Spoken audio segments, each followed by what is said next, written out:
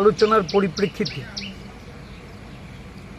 এই মন্ত্রী বিকাশ দেববর্মা তার বিষয় আশয় বা সম্পত্তিগত যে তথ্য বিধানসভায় পরিবেশিত হয়েছে, দেখা গেছে এক সাংবাদিক সম্মেলনের মাধ্যমে উনি তার এই সম্পত্তিগুলির সত্যতা স্বীকার করেছে এবং নিজেকে এই রাজ্যের একজন বনেদি জমিদার রূপে উনি ওনার বিবৃতিতে উল্লেখ করে এই সম্পত্তিগুলি উনি মালিকানা স্বীকার করে নিয়েছেন। যেমন দিল্লিতে মহাবীর এনক্লেভে ওনার একটা 3 BHK ফ্ল্যাট বাড়ির কথা উল্লেখ করা হয়েছিল। লেম্বুছড়াতে ওনার একটা প্রাসাদাকৃতি বাড়ির সেই কথাও উনি এই বিবৃতিতে উল্লেখ করে উনি স্বীকার করেছেন।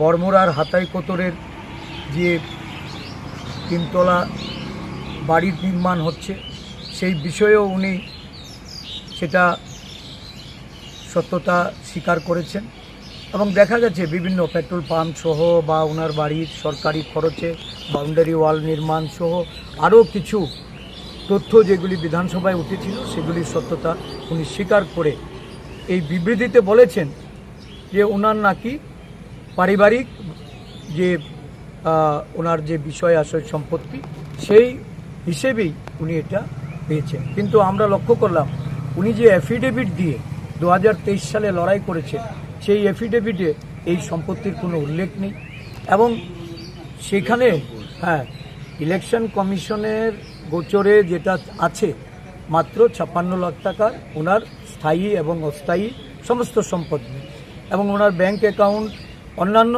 খাতে উনি 1 লক্ষ সামথিং এই টাকার উনি স্টেটমেন্ট দিয়েছেন। 8 লক্ষ টাকার মতো উনি লাইবিলিটি দেখিয়েছেন। কিন্তু এর থেকে পরিষ্কার উনি ইলেকশন কমিশনের যে তথ্য জমা দিয়েছেন তাহলে এটা উনি হাইড করেছেন, গোপন করেছেন। আর নয়তো উনি মন্ত্রী হওয়ার সুবাদে এই যে অর্থ সমাগম ঘটেছে এটাকে উনি সত্যতা উনি স্বীকার করে নিয়ে আজকে এই উন্নয়নের অর্থ উনি গায়েব করেছেন। তো এই বিষয়গুলি অত্যন্ত সেন্সিটিভ। আমরা এই নিয়ে রাজ্যপাল মহোদয়ের সঙ্গে আমরা আলোচনা করেছি এবং ওনাকে আমরা বলেছি দলের পক্ষ থেকে যে মন্ত্রিসভার একজন সদস্য যদি এই ধরনের দুর্নীতির সঙ্গে যুক্ত থাকে তো তার বিরুদ্ধে সাংবিধানিকভাবে ব্যবস্থা গ্রহণ করার আপনি একমাত্র অথরিটি। রাজ্যের মুখ্যমন্ত্রীকে আপনার প্রয়োজনীয় নির্দেশ প্রদান করে অবিলম্বে ওনাকে মন্ত্রিসভা থেকে বরখাস্ত করে তার বিরুদ্ধে তদন্ত শুরু করা এবং রাজ্যবাসীর উন্নয়নের অর্থ যারা গায়েব করে তাদের বিরুদ্ধে প্রয়োজনীয় আইনি পদক্ষেপ গ্রহণ করে। এখানে আমাদের বিধায়ক গোপাল রায় উনি আছেন, উনি বলেছেন, উনি বলবেন আপনাদের সম্মুখে।